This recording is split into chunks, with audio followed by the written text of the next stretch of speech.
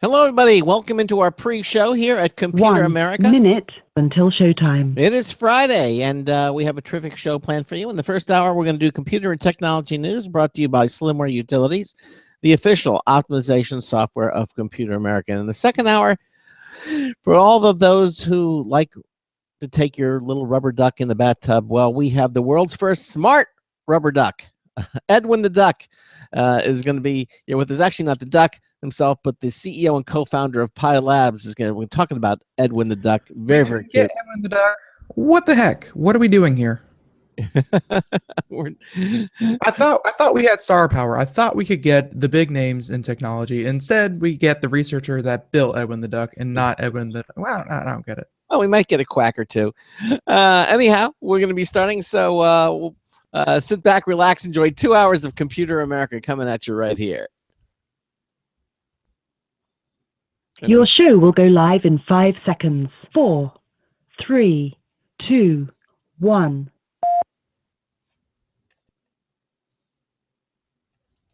Broadcasting live, it's America's longest-running national radio talk show on computers, Computer America, hosted by national columnist Craig Crossman. Look for Craig's weekly column in your favorite newspaper. This show is being beamed nationwide at ComputerAmerica.com. Keep it here for technology news, computer products, guest interviews, and your phone calls. You're listening to Computer America.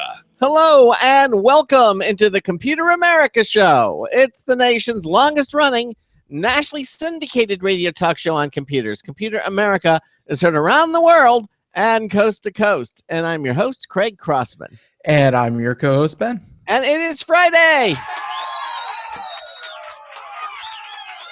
Once again, another week of broadcasting excellence behind us. And we, hopefully, all of you are planning a wonderful weekend. And maybe go catch a good movie. I know Deadpool is out there. If you haven't seen it yet, definitely should go see it. And I don't think there's anything else premiere. The movie I want to see, Batman versus Superman comes out in March. We're already starting TV trailers. They're starting to appear everywhere. That's going to be a huge movie. I'm looking forward to going to see that. But Deadpool, as you know, got 2 thumbs up from Ben, and definitely you should go see it. Don't bring young children. No, it is definitely an R-rated film. So here we are in the first hour of the show. We're going to be doing computer and technology news brought to you by Slimware Utilities. They are the official optimization software of Computer America. And then in the second hour, we are going to have, for all of you who, when you take a bath, you like your little rubber duck in there. Well, we have a really great rubber duck for you. We've got Edwin the Duck is the world's first smart rubber duck. And we're going to be talking to his... Of all the things you think that you had, you do not have this one. No. The CEO and co-founder of Pi Labs is going to be joining us, Matt Macbeth, in the second hour. And this truly is a very cute little device. He is a world's first smart rubber duck. And there's a lot, with the Internet of Things, I guess sooner or later the Internet of Things is going to come to your bathtub. And what a cute way to have your privacy invaded then with a cute little rubber duck. Now, if you have a comment or question for us, we'd love to hear from you. Give us a call, 347-884-8881. 347-884-8881 will get you on and we'll get you through. If you're listening to us live, Monday through Friday, 3 to 5 p.m. Eastern time, we'd love to hear from you. You can also go to any page at ComputerAmerica.com, and on the upper right-hand corner there, it says Submit a Question. It's a link. Just click on it. It'll take you to our question submission page. You can type in your question, click the Submit button. Ben and I will see what you've typed and act accordingly, depending on what you typed. Act upon it. The other thing that you can do is also watch the Computer America Show. Yes, we're radio broadcast, but we also stream live computer video of our program. Have been doing so for some time. Head over to ComputerAmerica.com. Again, any page on the pull-down menu there, the menu bar, it says Show Lounge. Just click that, and you will be instantly transported to our live video streaming page. You'll join the show already in progress. Again, if you do that Monday through Friday from 3 to 5 p.m. Eastern time, you'll get to see the show. And you can not only listen to us, we can see myself, Ben. You can usually see our guests, which you'll be able to do. You'll get to see Edwin the Duck. Ben also has the technology to display websites, movies, videos, that type of thing. And you can see them and enjoy the additional video of what we're talking about. So that's all available at our website at computeramerica.com. Of course, if you, after hours, you can also catch archives of our program. Just go to our archive page at computeramerica.com. You will see that where you can listen to the show on SoundCloud, Stitcher, carries archives. The Loud Talk Radio Network carries archives, and you can listen to them, at your own time-shifted pleasure. Okay, so you can join us that way. But we like to have you live. As I've always said, live is a good thing, and we'd love to hear from you. Anything we do here at Computer America, you can find more information about and interact with us at our internet home of our radio broadcast, computeramerica.com. So before we start news, Ben, anything you want to mention or talk about? No. I think it's been a couple days since we've, really gotten into the news. So, I think we should just jump right into it because there's a lot going on. Oh, I do know what I forgot to mention. It's Friday. That means we're going to have our social media winner of the week. I have to mention that. Oh, yeah, we do that, don't we? Yeah, we need to do that as well. Should we do that in the second hour? Or do you want? Yeah. We, I assume that everyone listening listens for the glorious content, the beautiful co-hosts, and just the great guests that we have on. But we always like to leave them waiting. So second hour. Second hour. Okay, we'll do that. All right. Well, that said, let's do some computer news. Today's computer and technology news is brought to you by Slimware Utilities, the official optimization software of Computer America. You can visit them at slimwareutilities.com to clean, speed up, and optimize your Windows system. Slimwareutilities.com. Check them out. You'll be happy that you did, and you thank us for it. Really, slimwareutilities.com. All right. So, and just still going through the stories because there are so many. But I think we should just jump right into one that I think we're going to try to tackle from a couple different angles.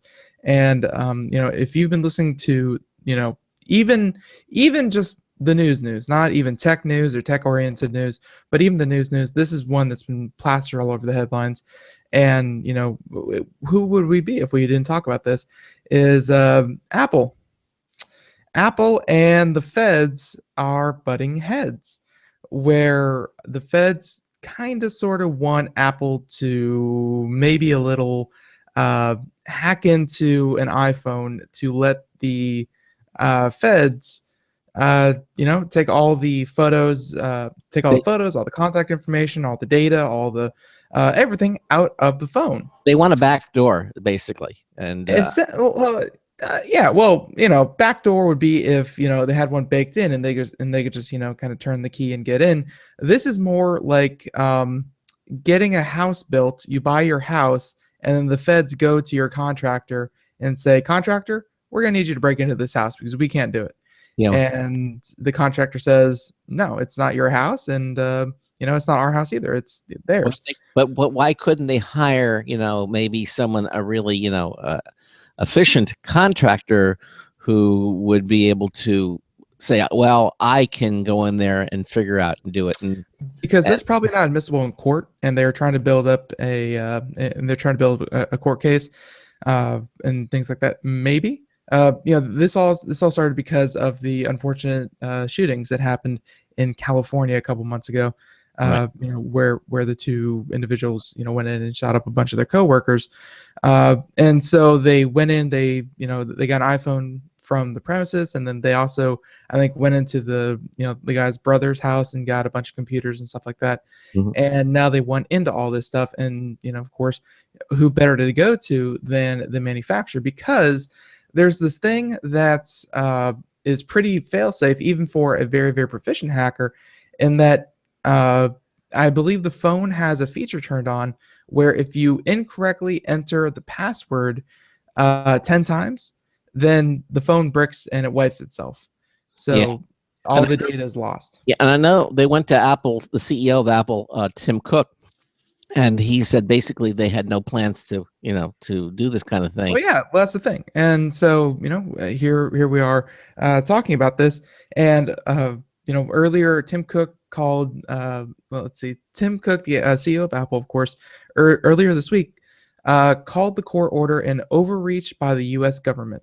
And so, and now today the US the US attorney Eileen Decker wrote, Apple's public statement makes clear that Apple will not comply with the court order. The government does not does not seek to deny Apple's right to be heard, and expects these issues to be fully briefed before the court. However, the urgency of this investigation requires the motion now that Apple has made its intention not to comply patently clear. This aspect of the investigation into December 2nd, 2015 terrorist attack must move forward.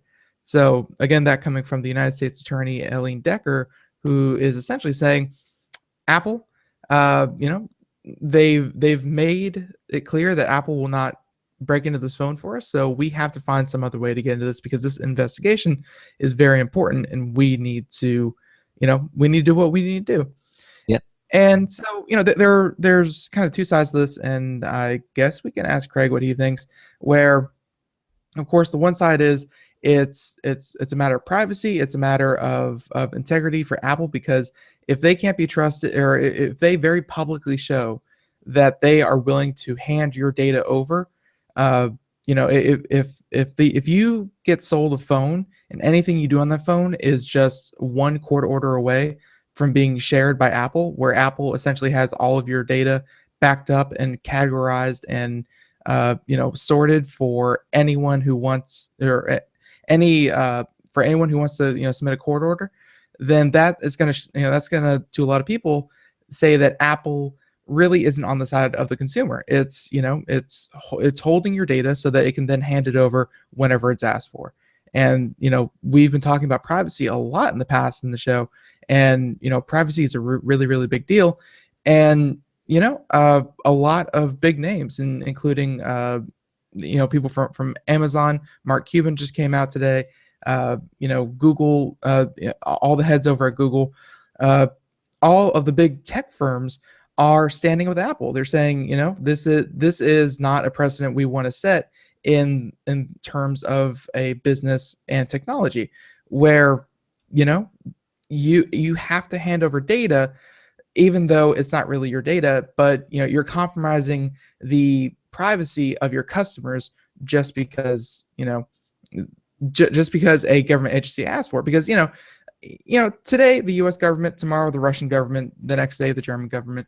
You really have to take a stand somewhere, and a lot of people in the tech realm stand with Apple, saying that they made the right call. It's not really their place to hack into this phone, and so they're not going to do it. And then there's the other side, which is the national security side, where the information on this phone could lead to more arrests being made, to a more secure society, because then you can track the contacts and who they called, how long they called, where they called, all that kind of stuff. And they may be able to find other plots as a kind of downstream from the data hidden on this phone. So, Craig, I guess, which side are you landing on? Well, I think to find this even more interesting, we'll talk about which side I'm on. But do you know that, because you mentioned Mark Cuban, about McAfee, the antivirus company, was founded by the John McAfee, the notorious. I wanted to wait a little bit to get into that one, but of course, who would rear his head than none other than the infamous McAfee, who last was seen running from the feds and doing blow with his wife, I think, or some woman, and was just generally on the run and being a crazy person. Well, he's is positioning themselves. He's puffing his chest out and saying, and here's a quote: "I will, free of charge, decrypt the information on the iPhone with my team, and we will primarily use social engineering, and it'll take us 3 weeks. If you accept my offer, then you will not need to ask Apple to place a backdoor in its product, which will be the beginning of the end of America." Unquote. Okay. So he says he says that he'll do it free of charge, and he'll decrypt the phone and present them with a. Now, that's not clear if he says that he's going to give them an actual backdoor or a way to break all iPhones. He's just talking about the phone that's on the San He Bernardino. just said social engineering, which first of all wouldn't work because the people they're trying to break into the phone to, they're kind of dead, and you can't really social engineer a dead person. Well, but then I have another question for you, Ben, and that is, are you familiar with the Enigma machine back in World War II, Germans? Mhm. Okay. Do you know that the British government broke the Enigma with Alan Turing was able to come Did up? they get 10 tries? No, Alan Turing they broke the Enigma, and guess what? They did not do. They didn't use the information to. Matter of fact, they let a ship full with civilians die. They did not alert them at all.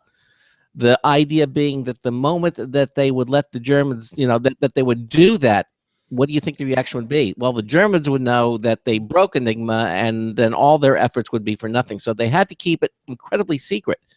My point to you here is what I'm thinking happened is that someone will find a way, or the government may have or may already have a way of getting in the iPhone. It's just not publicizing it because they don't want to tip off the terrorists. Well, now, hey, we can get in the iPhone. And their hopes is to get information from the terrorists, not letting them know how they got that information.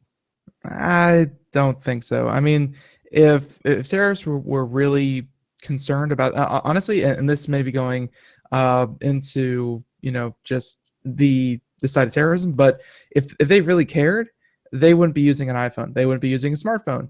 I think it's blatantly clear to most people that if you want to keep something hidden, the last thing you go and do is get a smartphone, because they track your location, they track what you're doing, they keep logs of everything. You can track what websites you've been to. I mean, a smartphone. If you want to talk about privacy, that is the last thing you want to buy. That's like buying a GPS tracker and saying, "I hope no one finds me." That's the kind of the opposite reason why you buy a smartphone. So then, why were they using the San Bernardino, the terrorists? Why were they using an iPhone if they felt that it was so easily trackable? Because they really didn't care if they were tracked, and of course, they were using social media in the open and things like that. I mean, their information was out there, and I think that's kind of one of the things. Like, a lot of the information that the feds are looking for in these phones is probably already available to them through a variety of different sources. But they want to break into these iPhones because there might be something that they miss, and they want to verify and whatnot. And and then that's where Apple comes in, where Apple they're just taking a very public stance. They're saying, no, we will not hack into our own product just because you say so.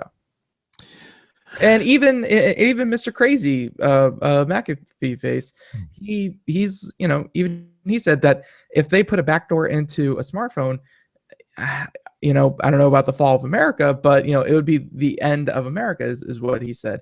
Even he recognizes that the moment that you take away, the right to privacy between a customer and a business, that's the end of it. Going back to your initial question to me, I would tend to agree with the rest of the crowds. They're saying that it's not a good idea to offer any kind of access to the phone. I would say privacy, because there are so many other ways that the government can get information. I think that offering them a backdoor or insight into our smartphones is not a good idea, and that's what I would say. And for that very reason. It's definitely not a good idea, and we're of course going to side with anything that will be good for consumers. And I think good for consumers is kind of the opposite of what the feds want to do here. They want the information no matter what, because they're saying that they're going with the classic case of lives are at stake. People, we can't be worrying about security and stuff like this. And it's stuff like that I know it's really easy to forget about. But you have projects like Prism that were announced 5-6 years ago. They have the NSA, and I don't know if you remember a couple of years ago where we talked about all of the privacy that people were losing without even knowing about it. Where the government with unchecked power can essentially track every single thing you do. And it's good to see a tech company, especially one as big as Apple. I mean, this isn't a little phone manufacturer in Taiwan who is having to hand over, the keys to their servers. No, Yeah. This is Apple, who's one of the biggest, smartphone manufacturers in the country. And they're saying, no, we don't feel it's our place to hand over all of our customers' information. Well, Tim Cook is quoted as saying that a tool that would unlock or essentially create a backdoor into all the iPhones, he says, is that tool would be similar to a master key that's capable of opening hundreds of millions of locks, and they don't want to do it. So I agree with him. Now, because if you do this one phone, then what keeps them from doing any iPhone after they get this? Yeah. And brute force attacks, by the way, won't necessarily work. The government actually wants to, is if they want to try brute force, because there's so many bazillion combinations with this kind of level of encryption that I don't. No. There aren't that many bazillions. There's 10,000. There's 10,000 different combinations of digits 0 through 9. And you're talking about the PIN numbers. Okay, that's all they need. Okay, that's all they need. Well, then what's all the hype? Gee, you can sit, but the problem is because you only get 10. Yeah, and then after that, then you bricked, and then you lose all the information. Yeah. So then, and I even heard a report that the FBI, in a brilliant stroke of genius, told Apple that, okay, look, we don't want a backdoor, just let us put in as many pins as we want. No. And at that point you're like, okay, so you don't want us to hack into the phone, but you want us to give you the ability to essentially try every single password. And how is that any different than hacking into the phone? It's not any different. You're giving so the FBI is trying everything they can to get Apple to play ball with them. But Apple, I think, did a very, very good thing when they went public with this. That they put out the public statement. They said that the FBI has contacted us. They're trying to get into this phone, and we as a company, we as an ideology, think that this is one of the worst breaches of confidence that a company can have with their customer. So by going to the public with this, I feel like the public is on Apple's side, where they know what's happening, and it's terrible when terrorism, lives are at stake, and that kind of thing, and the stakes are so high, but no one is really bad mouthing Apple and saying, how could you, Apple? Don't you know what you're doing? And luckily, a lot of big names too are right there with Apple. So they've gone public with it, so it can't be clandestine. It's once it's in the sunshine and the light. Like I kind of liken it to the FBI coming up to Apple and very quietly going, "Hey Apple, can you break into this iPhone for us?" And then Apple turns around to the country and in their loudest voice go, "Of course we won't, the FBI. We will never do that." And they could have kept it very hush hush. Apple could have provided a method to break into this phone, just this one phone, and been on the down low, and no one would have been wiser. I mean, no, I disagree with you there. I think that everything eventually comes to light, no matter how you do secrets. Eventually, and especially in today's day and age, eventually someone would leak it, someone would blow a whistle, someone would let know, and then at that point it doesn't matter. They'll get the information and then they can move on with their lives. It's not about how they got the information. And once you get the information, really people stop caring at that point. So because the FBI could just say, "Oh, we got it through social engineering," and everyone would be like, "Oh, okay, that's weird," and then they go on with their lives. Yeah. But usually that's like a sort of like a pseudo lie. I think that everyone would want to know the quote unquote the truth is what happened, and eventually it would make Apple look bad because they were surreptitious. It wouldn't just make Apple look bad; it would make Apple untrustworthy. Yeah. If you realize that anything that you do on your phone is just waiting for, is just waiting to be subpoenaed, and then everything you've ever done on your iPhone, wham bam, wham bam, it's available, and just handed over. They would lose their credibility as a company, and it would have hurt them very badly. So I think the only thing they could do is just go public with it and get everything out in the open. So I think that was a smart move on Apple's part. And of course, there's a lot more to this story where the Department of Justice is now trying to coerce Apple into helping with the FBI. Where essentially every arm of the U.S. government is trying to strong arm a private company into cooperating with the feds, even though they really don't have any reason to. Have you seen the banks of lawyers that are on retainer for Apple Computer? They're not. You say that, but Craig, do you forget that this is the U.S. government, the strongest and really most powerful government in the world right now? If it's going to be done, it won't be in a clandestine manner. Then it's already out in the open. There's no way to not anymore. Which is why we're talking about it. Which is why this is news. Yeah, exactly. Well, I think Apple did the only thing that they could do, and bringing it out into the light. And now, whatever happens, at least they won't be accused of doing something behind closed doors. I think the funniest twist on this that just happened today is an article again from Ars Technica that just happened. That was just released. Was that Apple will fight the Department of Justice, which, as I mentioned, is trying to get Apple to work with them in iPhone backdoor crypto case. And guess what? They're using the law on their side, and they're using a law called All Writs Act of 1789. So a law that is about 230 years old, which of course, I guess back in 1789, it was very, the government tried to overstep itself by, getting the correspondence of every person back in 1789. And, those bank of lawyers that Apple has, I guess, dug up this law, and now they're, trying to use a 230-year-old law in their favor. So, yeah, this is all of a sudden very, very public, and I think it's very, very good to see Apple fighting so hard to, keep the trust in its company. And I have a feeling something like this probably will remain and only be resolved by taking it to the Supreme Court. I think that's what's going to happen. And so it's they definitely tried to up the ante on the results of this case. It's terrorism. It's people's lives are at stake. We need this, Apple. Don't mess around with us. And Apple sees the writing on the wall. If you start there, where can you stop? So yeah.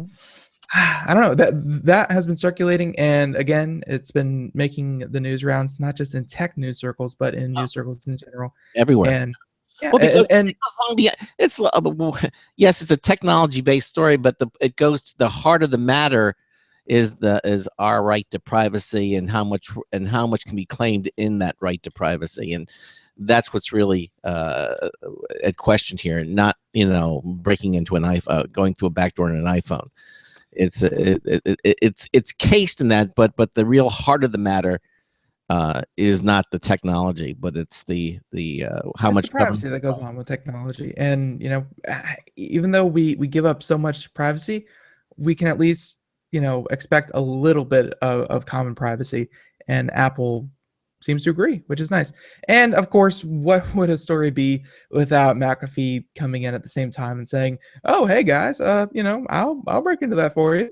Yeah, I don't know what McAfee thinks he has that security research firms can't do, and the U.S. government can't do, because don't forget, the U.S. government, they make a couple $100 billion a year. I think they can hire a white hat hacker. He was just But he was just puffing. He was just posturing. You know, absolutely. that's all that was. He wanted to get his name in the news, and that was a good way to do it. Offering his services for. And you fell right into it, Craig. You fell face first into it.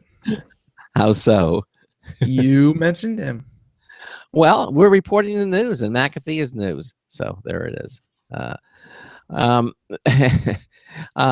All right.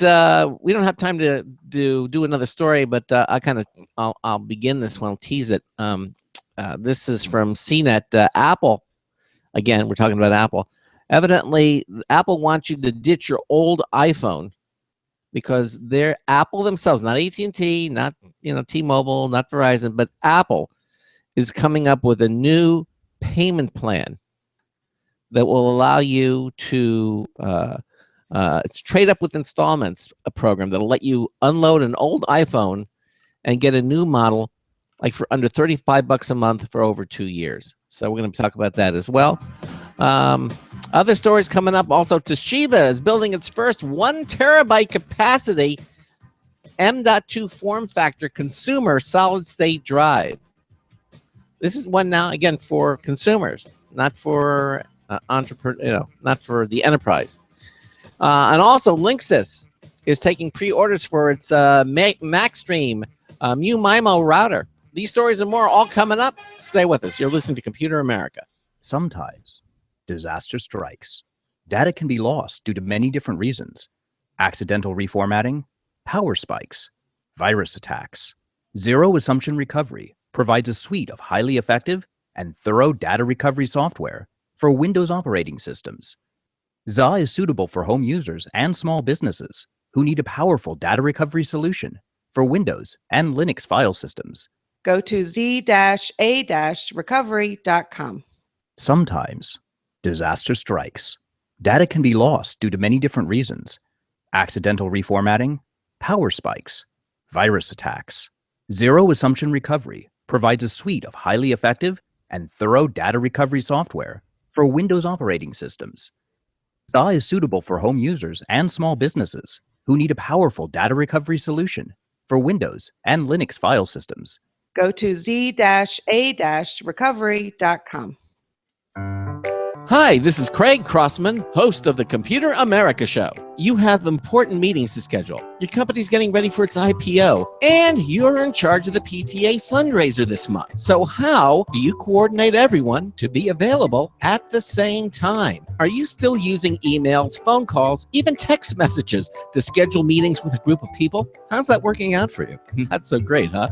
It's a fact that every day, millions of people suffer from scheduling headaches. Well, with Doodle, scheduling meetings with a group of people is quick and easy. With Doodle, you can easily propose available times to each member.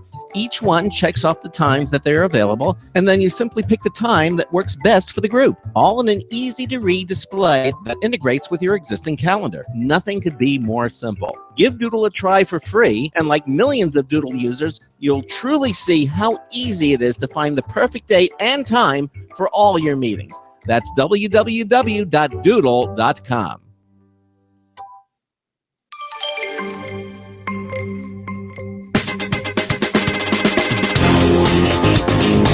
Disgusting. It was like a drive-through for bad dreams. Marty Winston with a News Tips Bulletin Review for Computer America. This time, Alkamate Revo. Add a little alcohol vapor to a fuel cell and you get a voltage. Inside the Alkamate Revo, that's how they get a reading. Now, officially, that's more an indication than a measurement, but it's a reading of blood alcohol content that you get when you blow into a pipette mouthpiece attached to its inlet port. Inside, the sensor module shows you something you haven't seen there before, an expiration date. And the instructions say to replace it after 1,000 uses or 1 year, whichever comes first. The one we got for review expires in 7 months. A pair of AAA cells powers it all. Bottom line, Alkamate Revo is one way that those who choose to check may make a responsible decision no matter what the numbers say. Marty Winston, News Tips Bulletin for Computer America. Welcome back to the Computer America Show. And don't forget, this time next hour, we will be giving away a great prize from Logitech, their MX Anywhere 2 mouse. But yeah, we're doing computer and technology news brought to you by Slimmer Utilities. And yeah, moving into the next story, Greg, I believe it's your turn. Yes, it is. And again, as you mentioned, we have so many stories now to do that it's hard to choose. But basically, I tease this one. Apple wants you to ditch your old iPhone with a new payment plan, and this is coming from Apple, not a telecom service. Now, I know so many of us we want to have the newest, the latest, and greatest. We want to get our hands on a new iPhone, but basically, there's always this big upfront payment that you have to do. So Apple has a program that they're going to put into place. Yesterday, Apple said it revealed its new trade up with installments plan that lets you hand over an old iPhone or an Android phone or a Windows phone, okay, and apply the value of that device to a new iPhone and pay off your new gadget installments over 24 months. Yeah, I mean, think about it. By the way, this is only available in the U.S. and only available again in Apple stores.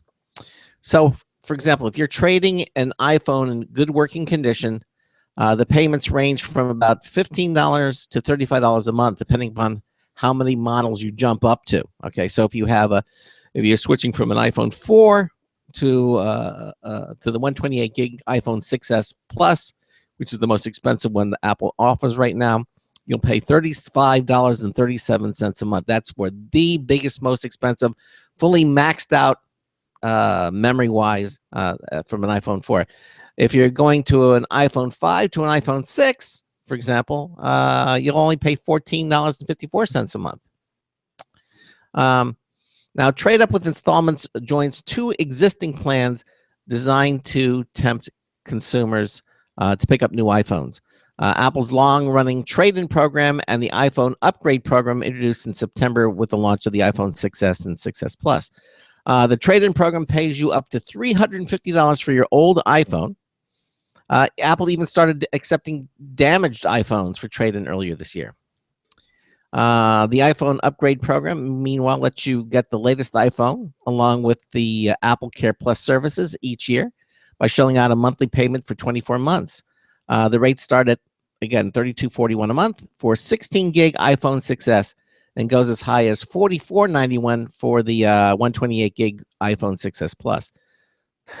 And when the year is up and a new iPhone is out, you simply take your older device to an Apple store, trade it in for the new model, and resume monthly installments.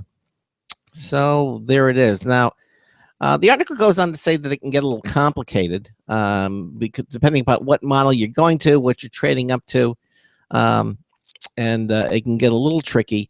Obviously, you need to find out what it is going to be for you because you know what model phone you have. If you have an Android phone or if you have an older iPhone, Apple does say that there aren't any hidden fees or interest charged in their program. Okay, which is nice. And the price equates to the amount of the new phone minus the value of your trade-in device, all divided by 24. That's the basic formula. And if you want to that's without Apple Care insurance, by the way. If you want Apple Care, you'll have to pay another $99 to $129 up front when you get your new phone. Ouch. Yeah, well, that's if you want Apple Care. But does Apple really care? Do they? No, all they care about is that you get an iPhone. That's all they want. That's all they want to do, and they're trying to make it easier for those people who have not had a way or a plan to do it. I thought so. Yeah, but anyway, the plan is open now, and if you're itching to get the latest model, or you have your model is getting a little long in the tooth, instead of going to Verizon or AT&T or Sprint, something, you might want to head on over to the Apple Store if there's one in your area, and see what they offer. And again, Ben made a very good point. Earlier, I mean, not on the show, but he made a good point to me. He says a lot of times when it's the people who don't make any noise about something, you won't get any deals. They'll just continue to do what you have because you're not rocking the boat. But if you go to your company and say, hey, look, so and so is, I'm looking at all these different plans and I'm thinking about moving over to here. You say that to your carrier, then they might come up and offer you, a better plan. But you won't know until you explore that avenue. Who's this might? There is no might. It's a game that they like to play where if you're in a promote, like they get you in with promotions and then they hope that you forget about it and that you don't really notice that. I mean, I know myself, I was paying for internet and television, and what the promotion was like, $80-$90 a month. And even I think that's too high, but welcome to America. And then I looked at it the other day and it was like $250, and it was going from 80 to 90 to 250 is shocking. Yes. So if you're not in some sort of promotional period, please do yourself a favor, go and talk to these cable companies, because they kind of, the way that they make their massive profits is they kind of expect people to get into a promotion and then forget about changing it, and then they pay these outrageous costs and they just say, oh well, it is what it is. Call them up. If you're not in a promotion, go get a promotion, because even if you stay subscribed with them, they can help you out. They can set you up with another 2-year promotion. They can set you up with deals. They will work with you. Mm-hmm. Yeah, that's very true. It's a silly game. I don't like that we have to do it, but hey, that's the world we live in. All right, so I think for this next, and by the way, unfortunately, we do have a passing, unfortunately. In the news. Craig, I don't know if you saw this. No. Whoa. Harper Lee. No, I To Kill a Mockingbird fame. Oh no, I did not hear. She passed away today at the age of 89. Oh, sorry to hear. She had a stroke back in 2007, but she fully recovered and she lived almost another decade and she released her other book, The Watchmen, I want to say. Okay, I was not. I know. I'm not. You don't know that she released a new book recently? No, I did not know that either. Okay, good. All right, so we're sorry to hear that, or I guess people who remember her. But all right, well, if Greg has nothing to say about that, then let's move on to this next story. This is a story about NVIDIA. They're a company that makes GPUs, graphics processing units, and they're essentially one of the biggest in the industry, if not the biggest. They have a rivalry going with AMD, but where AMD at one point was selling off giant chunks of its production line to make ends meet, and then they started to do better, but then they started to lag behind again. NVIDIA is this crazy titanic juggernaut in the world of GPUs, because people, they have very, very good marketing, and people really do like their products because they do make quality products. And this article is coming from Max and PC, and this is talking about NVIDIA's earnings report. And suffice to say, they're doing really well. Where and again, Max and PC, Mr. Paul Lilly, and life is good over at NVIDIA, which capped off a record year with $1.4 billion in revenue for its fiscal fourth quarter, ended July 31st, 2016. And that's, again, about a jump of about 12% from $1.25 billion a year earlier, and about a 7% spike from about $1.3 billion in the previous quarter. And the strong finish pushed NVIDIA's full-year revenue just past $5 billion, up about 7% from the year before.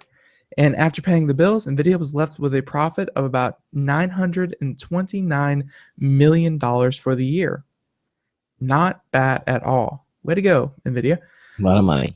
Yeah. So, and here they have a statement from the co-founder and chief executive officer saying that we have another record year, capping a record year.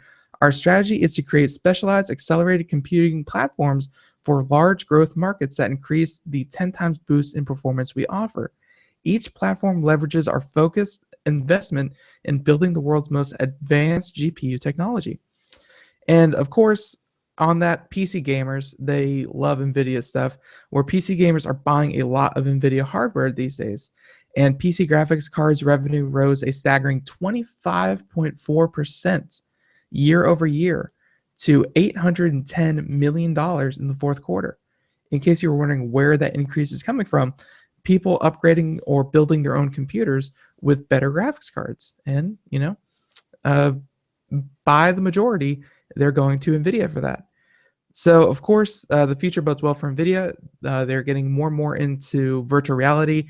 They're heavily invested in that. They even have a couple of big partnerships coming up with a couple of the VR companies, including GamesWorks VR and GeForce GTX VR Ready program. And also they've been working closely with the Oculus and the HTC Vive. Vive. So yeah, and if you play the stock markets today, and if you were invested in NVIDIA, then today's a good day for you because after this earnings report came out, their stocks jumped by like 12% immediately, just 12% right there. And they settled out to about 10%, but it's a good day for NVIDIA. It is. Now you have the Titan 10, and that's made by X. Holy crap, Craig! The Titan X. Okay, you have that, right? Right. And I know the two companies are always vying for the top of the line. Who's going to have the faster video card out? And so where does it stand now? Who has the fastest card? I think AMD has the fastest. I haven't checked it up in a couple months, but last I heard, AMD was able to, of course, thanks to liquid nitrogen cooling, they were able to take a single processing, what do we call it? And AMD with their technology was able to get the best performance from a single process. Core you're talking about? Core, there we go. Okay. From a single core. So I think AMD holds that, but just in general, I mean, I think NVIDIA comes in at it's really great from an enthusiast standpoint to see how powerful we can make these things. But NVIDIA, thanks to their Titan X, and just because they have very, very good reputation in the supercomputing market, every time a new supercomputer is built, undoubtedly it's packed full with NVIDIA GPUs. That's just who they get. That's just what they do. So in terms of gamers, they have great marketing, and gamers definitely do appreciate NVIDIA. And one thing I will take note of is that with over the past couple years, or at least in the past year alone, I've noticed that every time a new game comes out, be it the new Tomb Raider, be it the new Call of Duty, be it the new StarCraft, be it the new whatever it is for gaming PCs, NVIDIA will push out new drivers for your graphics card that are optimized to play that game in particular.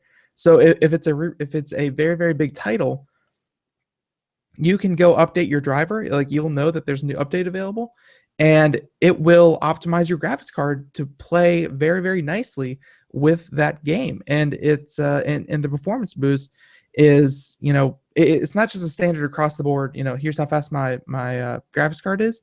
It's a very nice optimization between the graphics card and the game itself. So it's little tweaks like that that really show that NVIDIA really wants you to get the most out of what you're playing your games on. So 10% increased revenue year over year, and I can see why. They're definitely doing things right over there. So if we had the graphics card battle for 2015 toward the end, NVIDIA versus AMD. See, that's like comparing, I don't know, David and Goliath. Like seriously, AMD, they get a lot of publicity for what they do, and they really are kind of niche consumer oriented business, where NVIDIA kind of services the whole market. But like in terms of revenue, like NVIDIA could probably outright buy AMD in cash for like their entire company. Like it's not even comparable how big one is to the other. Really? I Oh thought, yeah, and Nvidia blows AMD out the water in terms of size and capital and just how much they create. AMD gets a lot of screen time for how small they actually are. well, there you have it. Like it's not 1-to-1 by any stretch. And don't get me wrong, AMD, they make a lot of great products. I know a lot of people that swear entirely by AMD. They know AMD's product line backwards and forwards, and they do make good stuff. But you know, when you're talking thousands compared to millions of graphics cards, you know, how comparable can they really be? Well, I know you still you right now have the Titan X, and that is an AMD product. No. The Titan X is an NVIDIA product. There you go. Okay, so so the AMD top of the line card is what? I have no idea.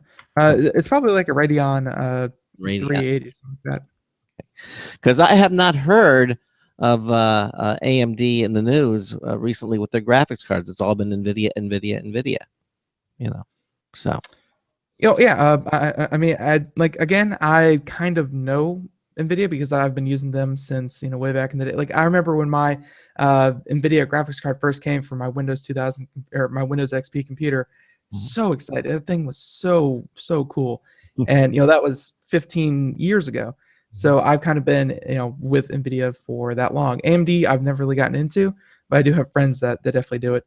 I believe their highest one is the Radeon R9 Fury X, which is probably more comparable to an NVIDIA GT. I'm sorry, NVIDIA GTI 980 Ti or something like that. So there's really nothing that is going to be comparable to a Titan X in AMD's line, because the Titan X really isn't for consumers. It's again for the supercomputers. It's for all that high intensity processing that goes on. But AMD does have a comparable unit to what is viewed as the to the consumer market, which where the 980 Ti from NVIDIA, instead you get the Radeon R9 Fury X, which is actually a little bit cheaper. Okay.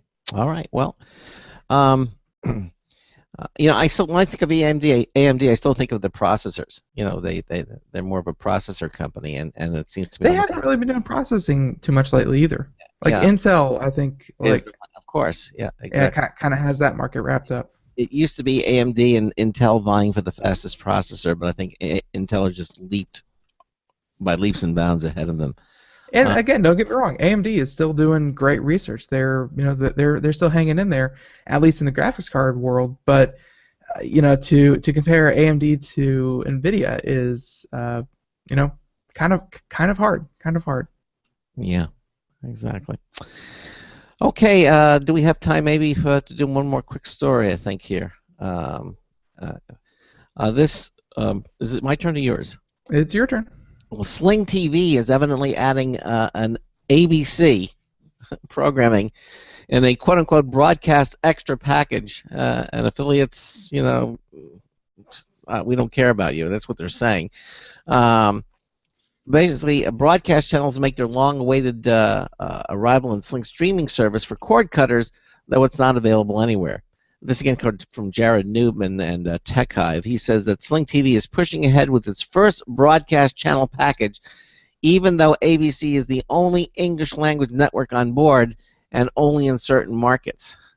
The broadcast extra package, that's in quotes there, that costs $5 a month and includes ABC, Univision, and Unimas.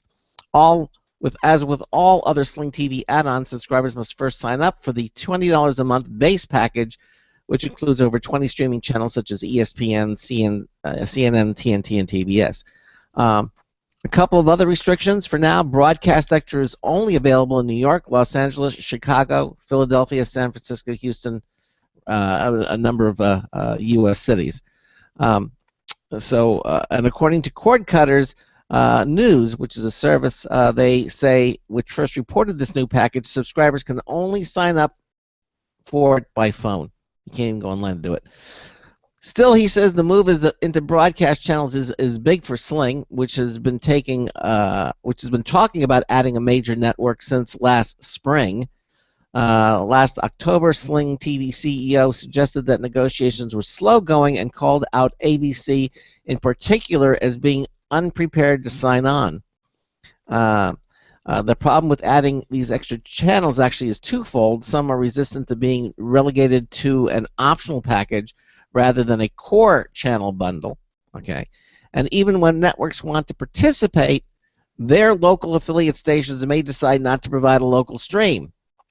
That's why CBS only offers its all-access streaming service in about 75% of the United States, and it may explain why Sling TV's broadcast extra package only includes a handful of participating cities.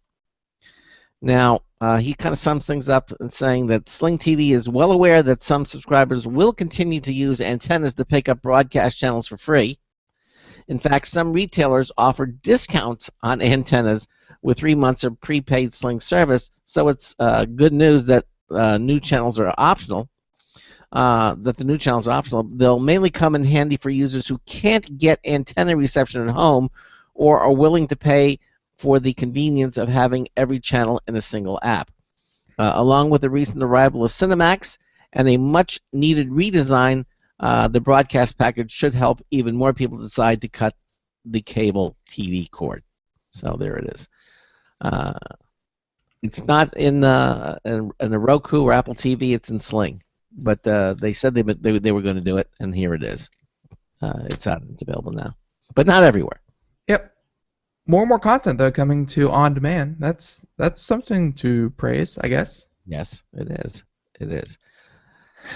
And again, I like what what Sling TV does. The way that you can watch TV, anything you get on your TV, you can watch no matter where you are, which is kind of a cool feature. That's actually the original premise of Sling TV. Was able to do that. You were able to do that with the right. Sling. I remember having them on the show, and we talked to the founder and the guy behind the technology. He's like, yeah, imagine if you could record content that you paid for, that you want to watch, that you have at home, but you could watch it anywhere. You could sling it to your phone. You could sling it to your tablet. You could sling it to your computer.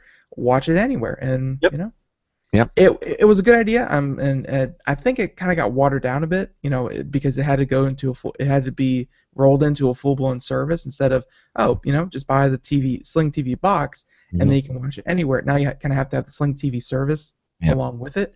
It's a little more complicated. Right.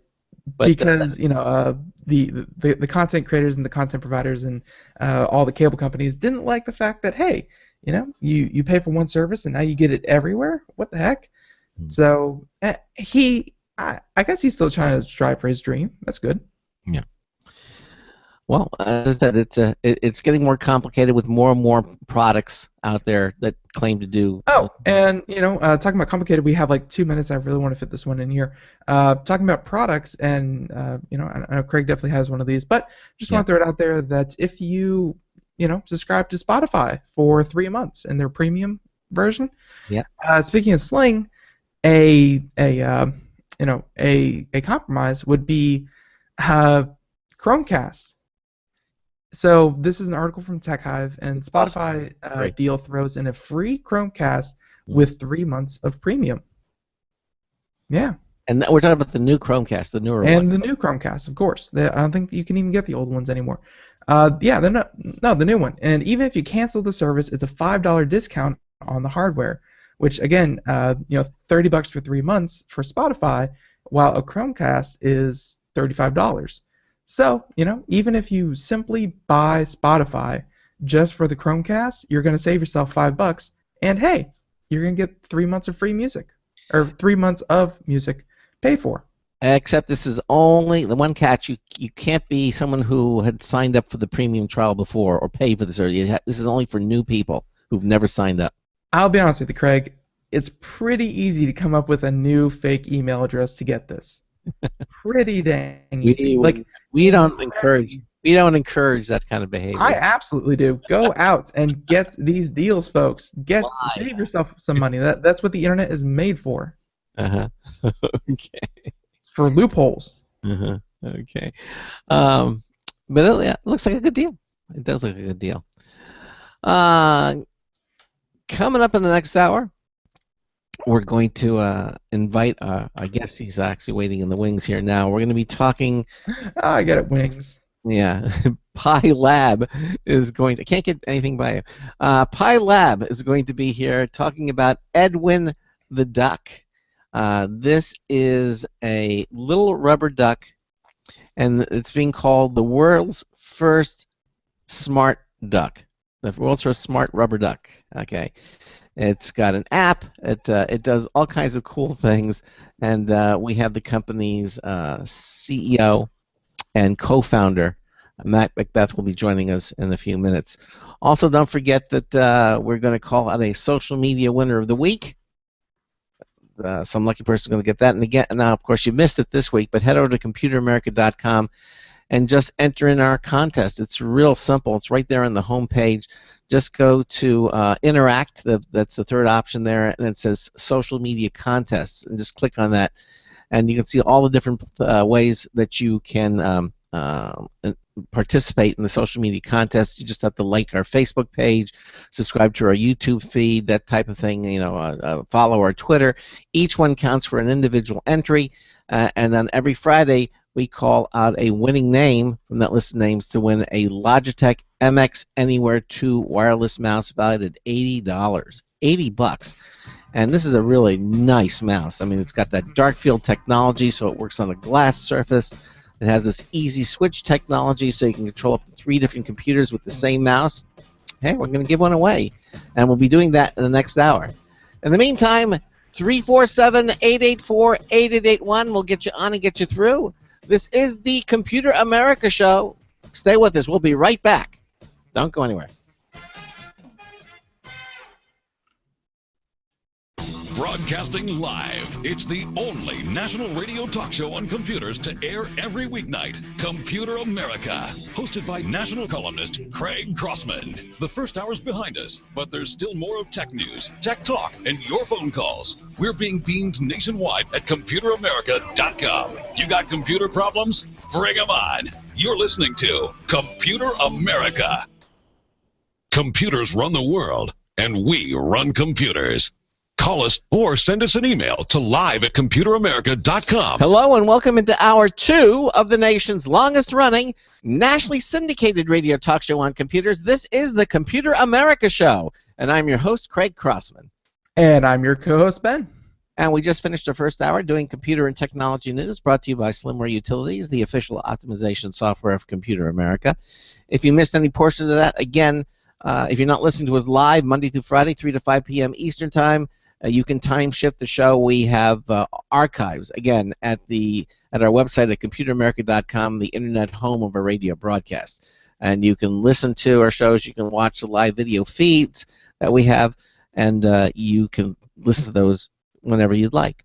But we like having you listen to us live because, that's what we're all about, a live show. Again, 347-884-8881 will get you on and get you through. Or go to any page at computeramerica.com in the upper right-hand corner.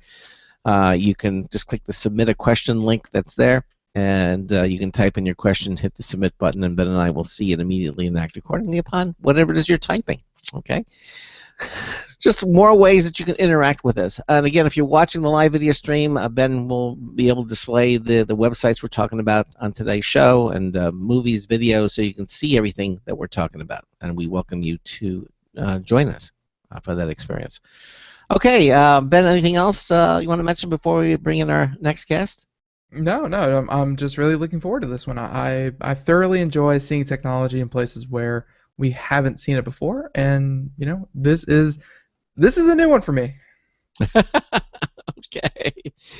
Well, we're going to be talking about Edwin the Duck, and Edwin the Duck is being promoted as the world's first rubber smart duck.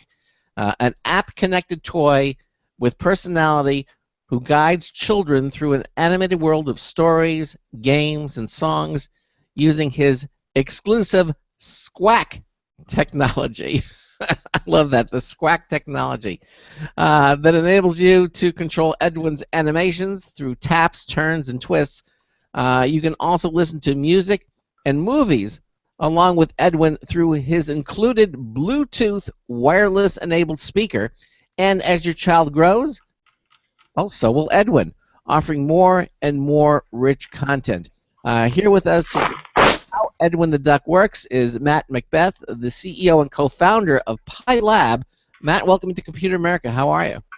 Doing great. Thanks, guys. It's going to be a lot of fun. You mentioned waiting in the wings. So everybody watching online, if you can see here, I'm keeping a scorecard of duck puns. So far we have one. So I'll be keeping score as we go. Wait a second. Are we gonna get a bill for this? How about if I just? This is gonna be fun. Exactly. 2. That's Ben 2, Craig 0. Okay. So we're going to be talking about. Let me just back up here for a moment here. Tell us about yourself, Matt, because you're one of the co-founders and kind of creator of this. How did this all kind of come about? You were in the tub one day and you were looking at your rubber duck and you said, there's got to be a better way. What if this was connected to the internet? Well, so there's a lot of ways we can go with this, but so let's start with the background. My co-founder Don Newman and I, our background is making app-enhanced products, making headphones, speaker docks, electronic things that connect to iPhone. I have a technology background, signal processing, electrical engineering degree, and the thing we found over the years of making these products is you always have these marketing meetings of give the product a personality or make the headphone fun or whatever it is, and this time starting the company our own, we really wanted to make the product actually fun. If you can't really have fun talking about a rubber duck and children's toys and stories and songs, and you mentioned Squawk technology, if you can't have fun doing that, put a smile on someone's faces. We need to find something else to do. So we created this as an outlet for creativity on our own part and our team's part, and it's just a fun, cute little character, kind of a classic toy. Even though he's similar to the good old rubber ducky, he's different in his design. Yeah, here's Edwin. Okay. So there's parts of him that are classic rubber duck toy, and then there's parts that are completely different. The way he's kind of angled, his tail kind of is up in the air, kind of wiggling like he's encouraging to play with you. His little smile here. Okay. If you can't have a Skype call or a video chat doing this and not having fun, that's what this is kind of all about. Okay. So basically, how did it come about? I mean, how did you decide? Because you mentioned that you were doing things like headphones and speakers and things like that, and that's very classic to to what we're used to. But how did you was that classic Apollo 11 or whichever one got almost abandoned on the moon? Was that classic Apollo 11 mission? It's like, okay, go home, grab a box of supplies, you dumped it out on the table, and out comes a rubber duck, and you're like, all right, we're gonna appify this. Why duck? Why not something else? A rabbit or something. Yeah. There's a lot of reasons to do a duck. Some were really intentional. Some we learned along the way that that was a really good idea. The thing that's great about a duck, if you think of real ducks, they're pretty much, they can live in just about any environment. They're just at home, walking out in the grass, swimming on the pond, flying in the air. So there's just so many things you can do as a duck and also as the rubber duck character. So you can imagine Edwin can float. He's completely waterproof. He has a speaker built in. And there's smiling for the gang there. There's just so much fun stuff you can do with a duck, and everywhere you go with a rubber duck anywhere around the world, there's only positive things to say about a rubber duck. There's not like, ooh, I hate rubber ducks. Nobody hates rubber ducks anywhere in the world. We've had them all over the world in just about every continent. He's been on the Great Wall of China. He's been Hong Kong. He's been all over the place. He's sometimes he hangs out in Africa for a little while with a friend of mine. And everywhere you go, you just hold this guy up, and people want to smile. So starting off, it was kind of if you could pick a product that's easy to break into the market, a rubber duck's a good way to go. Okay, so if you just want to kind of peck your way into the market, this is a good way for you to do that, I guess. That's number 3. Oh, all right. So let's talk a little bit. So, is there a significance to the name Edwin? I mean, why didn't you call him Daffy? I guess Daffy's already been taken. So, but why Edwin? Well, that's interesting. You mentioned Daffy as taken. Naming a product and naming a company are pretty much harder to do than actually building the product. You think of a website, people have to make up names and companies now, like Verizon and stuff like that. Coming up with a name that you're legally allowed to use around the world is really difficult. So looked at a lot of names that are available in what they mean, and Ed Catmull from Pixar has a saying that before you can begin to teach a child, you must first form a bond with the child. So we wanted Edwin, instead of going through life looking at you this way, you want to go through life sharing with Edwin. So we needed a name to match that, and the name Edwin in Old English means faithful friend. Oh, okay, faithful friend. So Edwin here is your faithful friend, and he just hangs out with you and has fun. Okay. So it's and I guess it's not an acronym for me. Educational duck with intelligence, needs.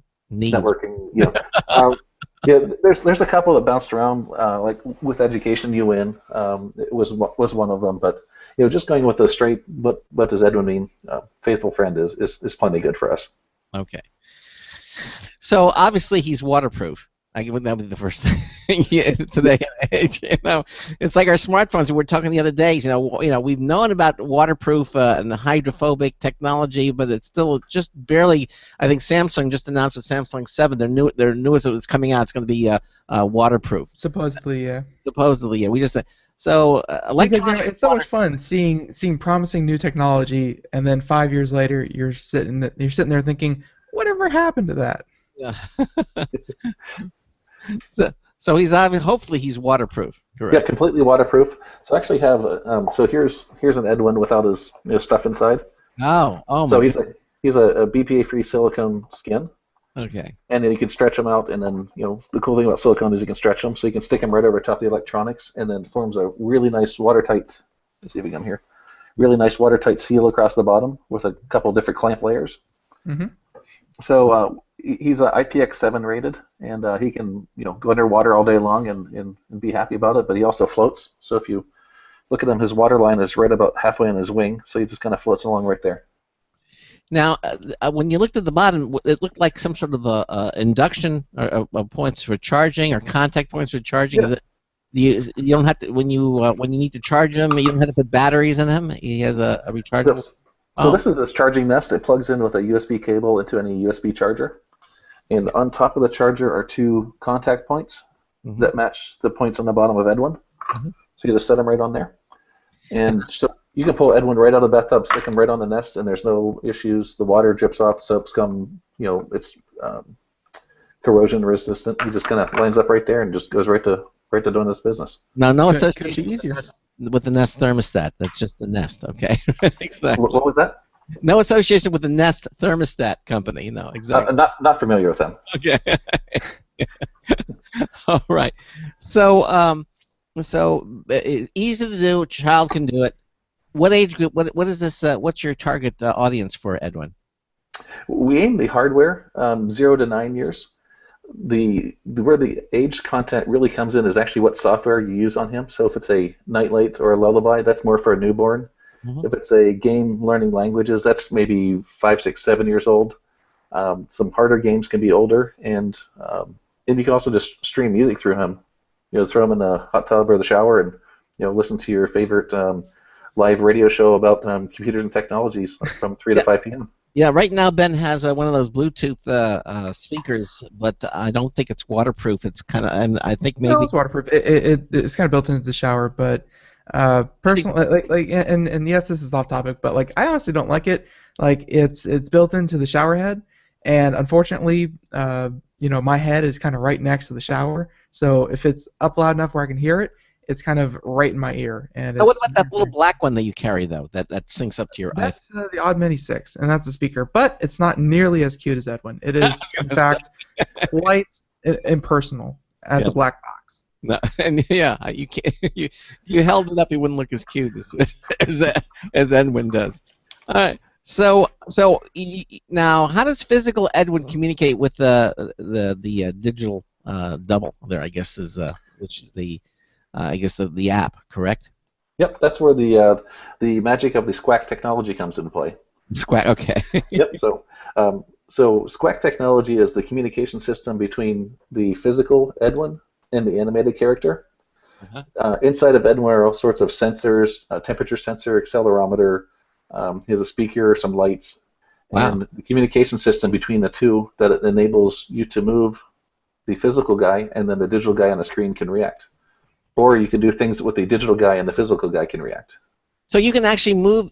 You can control his motion in the water. Correct. Mm-hmm. Wow. Okay.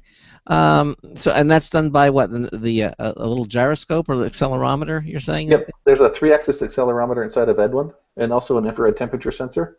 All right. So anytime that Edwin is powered on, connected to the app, his relation through accelerometer through gravity is constantly reported into the app. So if you have Edwin sitting this way, in one of the scenes you dip him this way and he dives underwater, and then you do this way, he'll come back up. That's very cool. Very cool. Very, very cool. Yeah. And I noticed a little heart there too. The heart is. So that's a big point of Edwin. So that's Edwin's heart right here. That's also his power button. So through the magic of radio, I'm going to do a video demonstration. So right now you can see his heart's blinking green. That means he's ready to pair on Bluetooth. Oh. So I'm going to touch one of his wings here and then toggle his nightlight. Look at that. So that's using the accelerometer, measuring the shock. Yeah. I can do the same thing on the backside here, and he'll say hello. Very simple. Yep. And then if I connect them over Bluetooth, I'll just pull up my phone here and just do a connection to show you the heart change. There it is. So it changes color. Yep. So that I think I got there. Yep. So now he's blinking red. So that means he's connected over Bluetooth. So it's kind of hard to see on my camera, but that's really blinking red. Right. My MacBook camera isn't picking that up. So when he's blinking red, it means he's paired over Bluetooth and he's ready to have fun. Just out of curiosity, why if you pair with Bluetooth, why shouldn't it be flashing blue rather than stickler. So that's a great idea, and that's actually what we it's one of those things we learned along the way. Yeah. And if you look at a color wheel, blue and yellow don't like each other. That's why they're on the opposite ends of the color wheel. So you can't shoot blue light through yellow. Got it. So so one of the design trade-offs we had to think of is red either means I love you or it means broken or stop. So since it's his heart, we actually had a design decision to make is do we pick red for I love you or do we pick red for something's broken? So we went with red means I love you because it's his heart and it's in the shape of a heart. There you go. Okay. Now, what kind of reaction are you getting? I mean, I'm seeing the kind of reaction that adults are getting from this, but what kind of reaction are you getting with kids with Edwin? So I don't know if everybody online can see the picture. So in my little screen feed, there's a little girl holding Edwin playing with him. Is everybody online able to see that? Yeah, Ben's actually showing the movie right now. Mm-hmm. Yep. So where Ben's showing, that's actually Sophie playing with Edwin, and she's in her car seat right there, just tapping Edwin, playing games, and along the way, we found out our original intent was to have this nest sit on the dresser at night. You put Edwin up there, and child goes to sleep, Edwin goes to sleep, and in the morning they're charged up, ready to go. What we found is kids at night didn't want to put Edwin up on the dresser. They wanted to have Edwin in bed with them. That's where the nightlight feature came from. So Edwin really begins attaching to children, and they just spend a day and really just playing together and even sleeping together and snuggling together at night. What about Edwin's battery then? Kids are keeping him day and night, and you still have to charge the battery. How long does Edwin's? You're running Edwin ragged, kids. Yeah, really. Yeah. It's just a little. So if you have Edwin just here in standby mode or in nightlight mode, his battery will last a little over 20 hours. So he'll make an entire weekend at grandma's without his charger. If you Not bad. if you play music through him, so if you load up some really loud music and turn his light on and just have him smashing away in the bathtub, he gets down to about 10 hours. And that's with a fresh battery. So we actually rate his battery at 8 hours because every year it's going to wear down a little bit. So just to kind of set expectations, we call it 8 hours, but depending on what mode he is in, it's a lot longer. And this is his battery right here. So it's just a lithium-ion custom cell. And this battery had to go through special certification with to be a child safety toy. So it goes through the CPSC testing. It goes through all sorts of international regulatory and compliance. Since it's a children's toy, if it has a failure, it can't catch on fire, it can't do all kinds of things. Unlike those levitation hoverboards. The hoverboards. Yeah, that's actually. Yeah. The one thing I kind of learned in engineering school is that's actually a feature, but and then it's marketing guys' job to fix it. Batteries ignite. Yeah. It's a marketing guy's job to tell the value of the feature. Okay, but that's usually the exception to the rule. Batteries aren't usually ignited for children's toys, exactly, or even adults' toys, exactly. Yeah. Right, So, and the battery lasts decently long. It should be a full day of playing, for a kid, and but I'm everyone out there who's watching the video, I think you mentioned her name was Sophie. Sophie's not exactly pampering Edwin. This duck is getting thrown around, tossed around, kind of jerked around as she's playing with Edwin in the app. How durable is this duck? So the great thing about this silicone skin, if you look at, so here's a piece of Edwin on the inside. So this is kind of part of the skeleton, the speaker, and the LED diffuser. Mm-hmm. If you take this thing and if I drop this on cement, it would probably break. If I wrap it in this awesome silicone with a air cushion around him, he's pretty much indestructible. You can throw this guy in a dryer on high heat and just let him bang around by himself and he'll be fine. So you can drop him from 6 foot high on cement, and we do it all the time for demonstrations at shows. Just hold Edwin and just drop him right on cement and he'll be fine. This is tantamount to people who have smartphones and they buy a case for it. So because the phone itself is rather fragile. And then the case is made of silicone. Yes, exactly. But if you wrap it in a case, maybe silicone or whatever, it's going to have a better chance of surviving. And now you're taking the entire electronic unit and you're completely there. That certainly it's going to make it a lot more durable, I would think. Yeah. See if you can see here. So this is his wing. Yeah. And his wing is somewhere a third to a half of an inch thick right there on the main bumper side. Right. And his head's inflatable, so he has a big old airbag gun right here if you drop him. Yeah. And most of the top back is air, so he's pretty durable. You're saying he's kid-proof. In other words, kids aren't going to break him. Unless you really go after him, or if you chew on him, you're eventually going to chew through the silicone. Yeah, well. And, but there's not a whole lot we can do other than put some kind of lacquer or something that tastes horrible. But well, would you want to do that? I don't know. No, I think Edwin tastes fine just the way he is. Yeah. Well, ducks are rather, I guess, can be used in Chinese dishes, but. How do we get on to eating the duck? Don't eat the product, folks. Don't eat the product. Yeah. So he's pretty much shock resistant. He's completely waterproof. All right, and now let's talk about some of the games that you can play with Edwin. What are some? Let's talk a little bit about some of the games. Yeah, and just kind of looking at the app. I mean, creating the hardware of this thing, is just one part. But a duck is a duck is a duck, and while time was fun, I'm sure, these apps that you're kind of showing off in the video, obviously they're not going to hold the attention of me, a 25-year-old gamer who is, very, very good at what he does. But, for a kid, I got to imagine that building the code and the platform was more than half the battle. They could have World of Duckcraft, and make it more for your age. Maybe, but yeah. Okay. Yeah. It's kind of like building a city. Once you put the roads and the sewers and everything in, it's adding a third building or a fourth building is easier, but putting up the first one is the difficult. So for the app, laying down the infrastructure, making sure all the technology works, making sure the Squawk technology is bulletproof, is really the biggest part on the technology side. Well, when you say SQUAC technology, I mean it's cute. What is SQUAC technology? What how do you define it? What is it? So SQUAC technology is just a system of, as you move Edwin or interact with the sensors, making sure that gets back and forth between Edwin and the iPad or the iPhone, the bidirectional system. It's Okay. just it's a reliable system. You can there's lots of ways to push a button on a phone to make an LED blink, but making sure it's reliable, robust, and we call it SQUAC just to separate us from the other guys.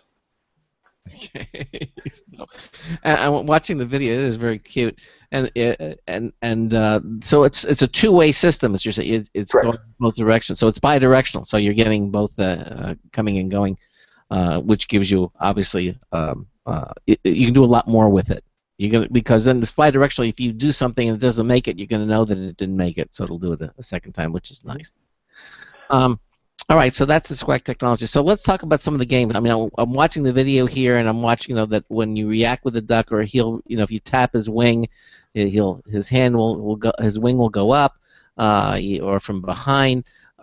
So, what are some of the games? What are some of the actual games that you can do, and how do you evoke those games? So right now we have one main app on the iTunes Store. And inside there's a shapes game. We just released a color game, and we have another game for a little older demographic we'll get to in a minute. But the thing about the games is you can have an iPad game and just touch the screen to do whatever you want. Mm-hmm. But having that interaction and a physical character interaction, it uses many different parts of your brain to process what's going on.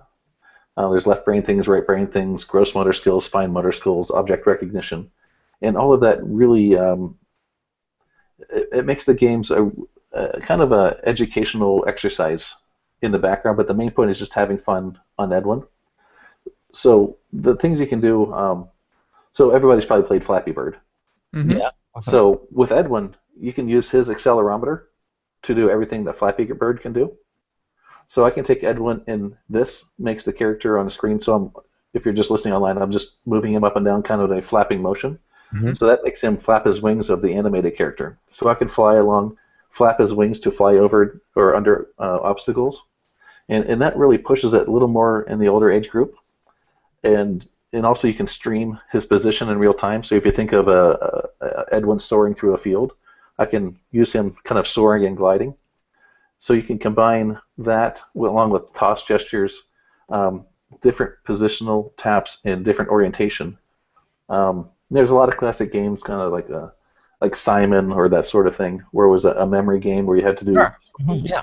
So you can do a lot of that. And the other thing that goes in this SQUAC technology is multiplayer games. So say the three of us are around like an iPad Pro playing a game. We can all have our own individual Edwins. And then we could be playing into the screen, say, soaring Edwin around.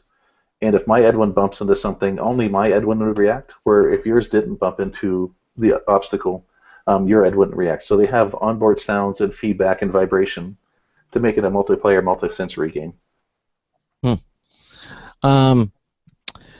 So now, you mentioned there are two apps right now for Edwin? Yes, currently we have the main Edwin app, which has a story. We're releasing a second story this week. We have a song, "Squishy Squishy Squashy," which it's soon to be a classic. Uh-huh. And we also have two shapes games, and then the flying game, and we also have a preview of our Sleepy Time app, which is using Edwin as a nightlight, as a sound machine, as a timer. And the other app we have right now is the full-fledged version of that. These are all free apps. And in the full Sleepy Time app, we have 7 other sounds. We have a timer, so you can set Edwin's nightlight on for a certain amount of time, say 30 minutes, and after 30 minutes you pick a lullaby or a sleeping sound. The sound will fade off, and the light will fade off, and then Edwin will go to sleep also. Oh, okay. That's the same kind of technology that we just had Sleepbase on the show, and white noise and timers and everything like that. Like that's the same kind of stuff that they were talking about in their products. But of course, not a duck. So Yeah. you know, got to dock 'em points. Yeah, we're playing with the term yellow noise, but we don't think it's going to catch on. Yellow noise. Exactly. Ben, can you do AIM, please?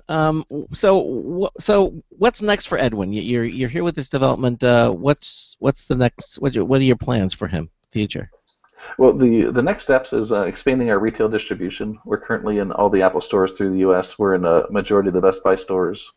We're going to take the existing app and content, translate into 7 or 8 different languages, ship them off to Europe for a summer vacation, head over to Asia for a while, and hang out with the kids in Southeast Asia, and pick up some more content. A lot more games, a lot more content. The hardware is pretty well set, and it's just having a lot more fun with a lot more games and a lot more stories. And maybe we'll save this for the second half, but we have a lot more stuff coming along the way in terms of digital content and live music.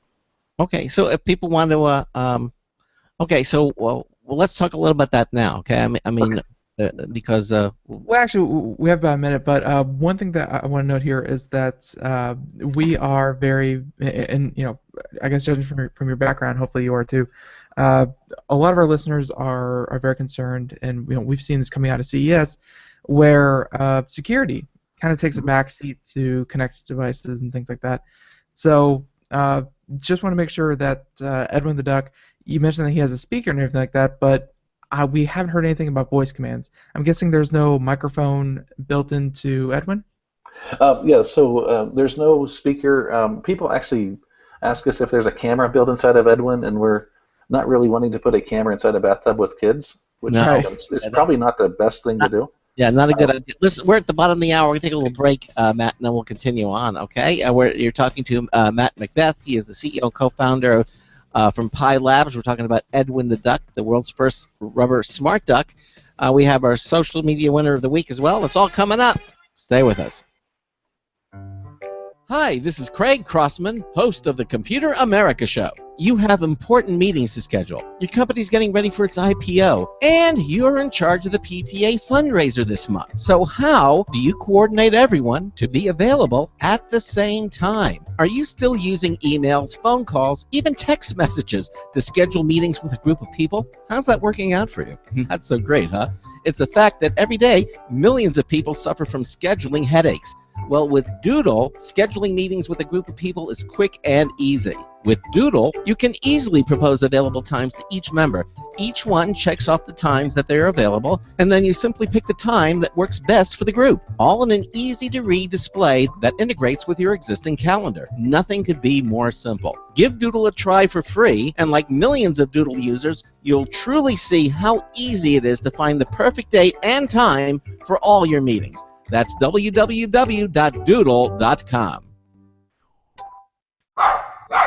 Looking for a best friend? Brother Wolf Animal Rescue has your best friend waiting just for you. The mission of Brother Wolf Animal Rescue is to help build a sustainable, no-kill community where no dogs or cats are ever killed for population control, where true euthanasia is reserved only for animals who are irremediably suffering, or for animals who are truly a threat to society and with no hope of rehabilitation. Brother Wolf staff and volunteers go door to door, neighborhood by neighborhood, to educate citizens about local resources available for at-risk pets and to help their families connect with those resources. Brother Wolf's community-based approach to no-kill helps keep family pets healthy, happy, and in their homes and out of the local shelter system in the first place. For more information or to make a tax-deductible donation to this wonderful 501c3 organization, visit their website at www.bwar.org.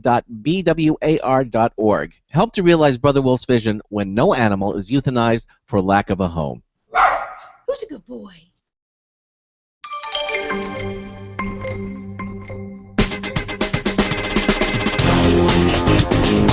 The wedding? No, they were rehearsing the honeymoon. Marty Winston with the News Tips Bulletin Review for Computer America. This time, CADsoft Envisioneer 11 Pro Architect software. Designing and building our editorial project house was almost easier than documenting it until CADsoft sent Envisioneer 11 Pro Architect purpose-built CAD software for building things roughly house size, from pole barns to light commercial buildings. We got a head start with the AutoCAD files from our designer, to which we're adding wall and roof textures, major brand appliances, and a lot more. Once populated, we can generate all manner of renderings, including cutaways, exploded views, and again, lots more. Bottom line, the CADSoft Envisioneer 11 Pro Architect software is for our needs, a great way to show how a house comes together by letting us visually take it apart. Marty Winston, News Tips Bulletin for Computer America. Welcome back to the Computer America Show. It is 33 minutes past the hour, and it's when the stars align like this. It's Friday, it's second hour. We get to give away a prize from our friends over at Logitech, and they sent us over a bunch of these mice, and just waiting to be given away to a lucky listener. And Craig, I believe you picked out one of those actually last night. So sorry everyone, but yeah, already picked. Already picked. Clandestine. But you can certainly enter. Oh, we're gonna do it again, of course. We do it every week. All right. Well, this week's social media winner is a little late on the drums, but okay, better late than never. Fire that guy. Rebecca Steffen. Rebecca Steffen, congratulations. You're this week's winner. She wins the Logitech MX Anywhere 2 wireless mouse. You have that dark field technology, so it works with glass surfaces, shiny laptops. You can pair up to 3 computers and switch between them with the touch of a button, thanks to its easy switch technology. It's valued at $79.99. It's an $80 mouse. And Rebecca listens to us in Hebron, Indiana. Have you ever heard of Hebron, Indiana, Ben? I have not. Yeah, no, Matt hasn't either, and I've got to say I've heard of Indiana, and here it's a place. I don't want to stick words like lovely or beautiful, but I've heard of Indiana. I know Gary, Indiana. That was from the song for 76 Trombones, though. Gary, Indiana. Nobody remembers that one. Yeah. Anyhow, she lives in Hebron, Indiana. Congratulations to you, Rebecca. You are this week's social media winner. So we'll do it again next Friday, and we'll give away another mouse, and make sure that you're entered into our weekly giveaway again over at ComputerAmerica.com. Right there as well. So in the meantime, Ben and I are talking to Matt Macbeth, the CEO and co-founder of Pi Lab, makers of Edwin the Duck. Ben?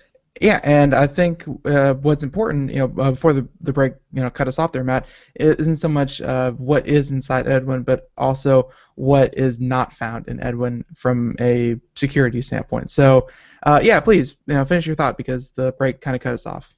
Yeah, just to kind of pick up where we left on the break. When we left off on the break, it was 2 bad puns to 1. Oh, good. So just keep a score there. So back to security, Internet of Things. This is my, at least third or fourth company or so, I guess you could call it Internet of Things. And the world of security and online privacy, especially with children, it could be a scary world, but there's also a lot of ways to protect yourselves. There's Child Online Protection Policy Act, the COPA compliance rules. Canada has some pretty good rules also, and they're a little different in Europe. And in the world of legislation, there's usually a lot of things that really get in the way, and then there's some things that are really good. The COPA compliance is a really good thing. It's also really confusing. Not a lot of people understand that it's even there. At Toy Fair in New York this past weekend, there's probably 5 or 6 companies that's sole purpose is to make sure toys that are somewhat connected or somewhat online or have apps or just apps in general are safe for kids. And that's one thing we really want to make sure with Edwin. Edwin's going to be everywhere your child is, and having some sort of a monitoring device or something in there just isn't somewhere we wanted to go, especially in our first generation of a product. There's a lot of great things you can do with voice recognition and image recognition and gesture, but it's just not where we want Edwin to be right now. I see. Makes sense. All right, and Craig.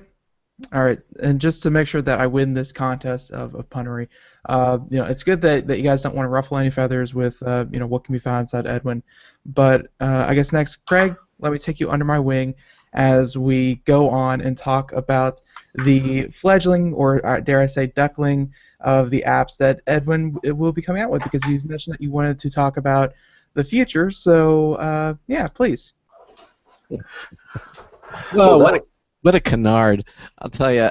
I just Wow, multilingual. That's a 2-point pun right there. Ow! What? Canard is French for duck. Oh. So he just rope-a-doped you. Yeah. Oh well. I would have called it a foul, but I didn't. I didn't call it. Oh my God! I thought I had this in the bag. This is. And this is a strong second half right here. Exactly. Well, it's not. Everything's not quacked up to be. We gotta. Yeah. All right. So. No. But there was a point to that. Before the break, you also mentioned that there were obviously grand plans for Edwin. Yes. Because early childhood development and technology, hand any 3-year-old an iPad, and they're going to take to it like a duck to water. They're just going to right away know exactly what to do with it, and so technology in early childhood education are very, very important. So I'm guessing Edwin is going to more fully explore that part. Yeah, give us some of the ideas that have been flocking to your content about this. Okay. So, did either of you happen to be at CES or Toy Fair last weekend? CES. Yes. Las Vegas? Yeah, we were at CES. Ben was at CES. Mm-hmm. Did you happen to visit our booth back in the Sands Expo Center? I was in Sands, but I think I got honestly, I can only dedicate one afternoon to it, and there were so many. I don't think, or either I got your card and that's why you're here, or I don't think I remember visiting Edwin specifically. So we had a booth back in the Sands exhibit, and we wanted to do something different at CES this year. Mm-hmm. Different than just bringing a duck, because we did that the year before. So in addition to a 5-foot-tall inflatable Edwin on top of a 8-foot stand, we now have a live band that we're going to start doing a lot more different style children's music. They're going to be awesome life lessons, but also songs that you really actually kind of want to listen to. So we recruited a couple awesome local musicians and formed the band The Wingmen. So it's Edwin and the Wingmen, and we're doing a new take on children's music. What Edwin really is not really a toy company. It's not really an app company. We're an entertainment company, and we wanted to really have the feel of that at our show booth at CS and also Toy Fair, and we're also in Nuremberg. And the whole point of Edwin is to have fun, to remember, being a child's fun. And while things are fun, you can still learn life lessons. You can learn, brush your teeth and potty training and that sort of thing. But having a fun experience that it just doesn't really grate on your skins after a couple hours. Like, oh, there's that song again. We really want to shake up the world of kind of the crossover of toys and electronics and apps, and kind of be a new generation of fun electronics toys. There's always that danger, though, that I don't know what it is about kids. Maybe they're learning things for the first time and they really love repetition. But as we saw with like the song "Let It Go," don't get me wrong, great song. Listened to it a couple times myself.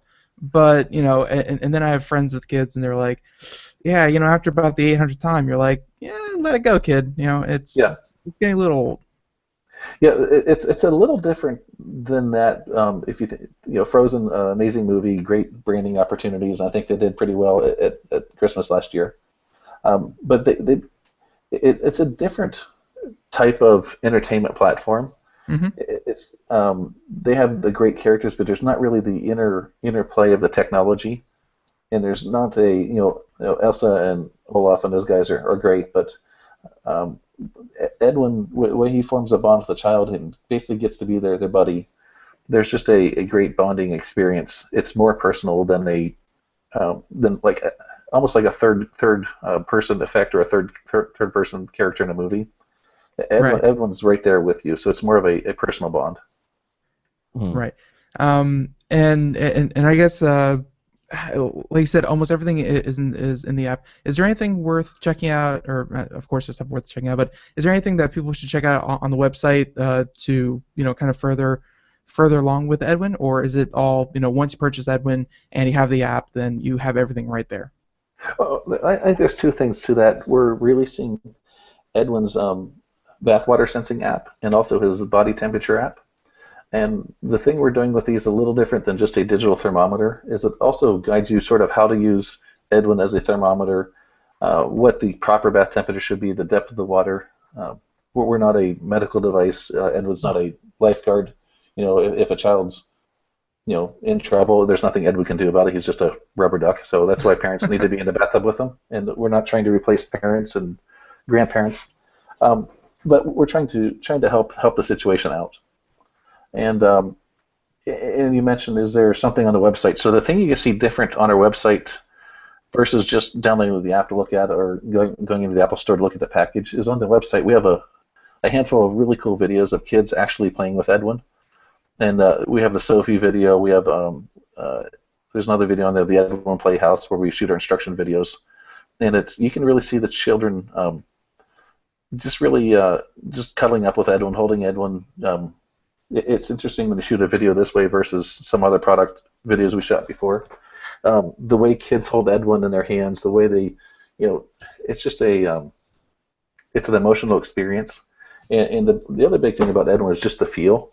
He's not a hard rubber or hard plastic rubber duck. It's a soft feel. Like his head actually has like an air pocket, so it's really kind of squishy, reboundy, and it's just a tactile experience. I can definitely see how this would be a little bit different than just a basic, here's an iPhone speaker, play with it, and I can definitely see how I think if nothing else, putting a face on something, and rubber ducks have some of the best faces, but just putting a face on something, I can see how that can appeal to kids a lot more than just something like I have, like I said, the Odd Mini 6, which is just a black box. I mean, can you for example, can kids use it or tie it in with the app? So let's say it'll start quacking, let's say like a little alarm clock or something, to wake up to, or lights, or have you thought of maybe doing something like that? Because they got to get to their job, and it's awful. So hopefully, no. So that gets back to the Squawk technology, the hardware platform.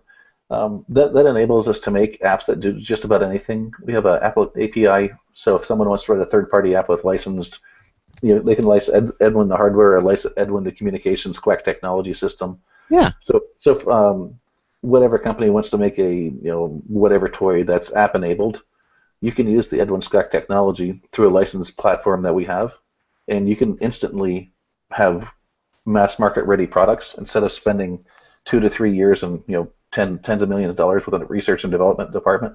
Mm-hmm. We're able to license the technology that way also. So it doesn't just have to be us writing apps. There can be other people writing Edwin apps or. Right. Well, exactly. So if you have an API available so people can develop other apps, but I assume that you're going to be writing other ones as well. Yeah. Oh, absolutely. All right. Well, that's my suggestion. Make it like a little, alarm clock or something, so it quacks. When the kids want to wake up at the quack of dawn or something. Okay. Okay. So. I don't think I'm going to win. Try, folks. That's right. I promise. Yeah. It's a better competition when you guys don't know the score. Okay. How much does Edwin the Duck going to cost parents? How much does it cost? So you can run out to any Apple store or Best Buy store and find them on the shelves for $99 or edwintheduck.com. Okay, $99. Okay. $9, and you said that they're available in the Apple Store, so you're gonna see like iMac, iPad, and then Edwin. Yes. Yep. Oh. Yep. We're in all the Apple retail stores right now in North America. We're branching out to the Apple stores. We'll be in Europe and also the China stores. And right now, a lot of the Best Buy stores, and then we're through CES and Toy Fair. We're signing on a lot more retail locations right now. Okay. So did you mention China? So is Edwin being designed in China? We do all the design and all of the architecture in right here in Indiana, and most of the app work is done in Indiana, and manufacturing is in China. So he's truly is a Peking duck then. Okay. Yep. All right. I'll give you half for that. Okay. That's a tiebreaker right there. You should have taken one away. That was bad. I'm not just quacking around here. All right, so you put up a challenge. We're gonna go for it. So again, and now can they buy him at retail stores, or do they go to the website? Where do they get Edwin? At the Apple stores, Best Buy stores, and also edwintheduck.com, and we'll ship them to you. Well, listen, I think what you have is extremely cute here, and Matt, and it's just And again, different because this is something that we do technology a lot here. Have not seen this. Yeah. You should have a 4th of July version of this, so you can have a real firecracker. And got it. That's it. Craig, you win. Quit beating me into the ground. It's getting. Oh, see, this isn't even kid friendly anymore because this is tantamount to just you. Coming here with bad puns. Right. Listen, Matt suggested it. He started it, so that's it. Listen, Matt, I want to thank you for being here with us on Computer America.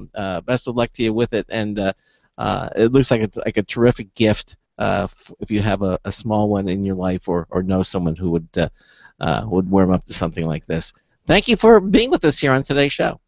Thank you, guys. And the final score was 9.5 to 6. Not even. It was a blowout. It wasn't even close at the end. Who had the first? Ben, you had the first half, but there was strong coaching at halftime, and it was just a runaway. He pretty much just waddled off with that one. Okay. Matt, thanks again for being here. Thank you so much. All right. All right. Thanks, guys. Take care. Bye-bye. Bye-bye. All right, there you go. Again, you can see for yourself again at the website. Go head over to computeramerica.com. We have a link to Edwin the Duck Pi Lab. You just click on it. We actually have a link to the duck where you can see for yourself, and makes a great gift. Okay, so we have a few more minutes left. I think we want to do a couple more news stories. We have a bunch of them. We have. Yeah, we haven't. We have them, so why not use them? Yeah, let's absolutely. Well, it's your turn to pick a story, so why don't you take one? All right. So, continue on with news stories. Let me just pull up the master list. And by the way, what a list it is. All right. Well, here's something that we've definitely heard about a lot before, and hopefully this one will actually make it to market. And this is a type of glass. Yeah. That bends. Bending glass. Right. Tens of thousands of times without breaking? How's that even possible? Wow. Yeah, it's and this is from a company that I personally actually have never heard of, but like myself, you will now too.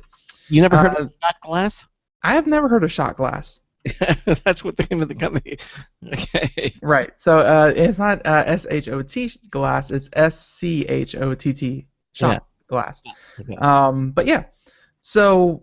And if you're watching the video portion that I'm kind of playing the video in the background, where they mentioned the glass is actually about 70 microns thin. Look at that. Very, very tiny, and they have it flexing between two pieces of plastic.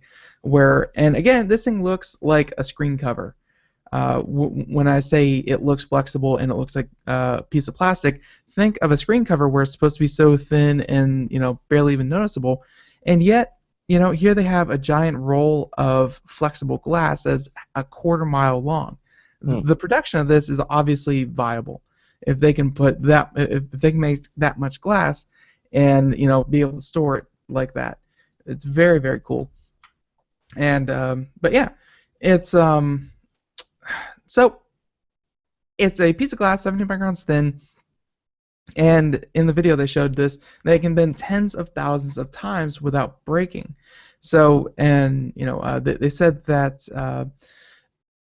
you shouldn't twist it, because if you twist it, you're gonna shatter. The way the molecules are set up, it'll actually shatter just like normal glass if you kind of twist it. But as for just straight up bending in your hand, think about making a U shape with this tiny piece of. Honestly, it looks so much like plastic. I want to call it plastic, but it's definitely glass. Glass has some unusual characteristics. I remember when I was a kid, there was something called a demon drops.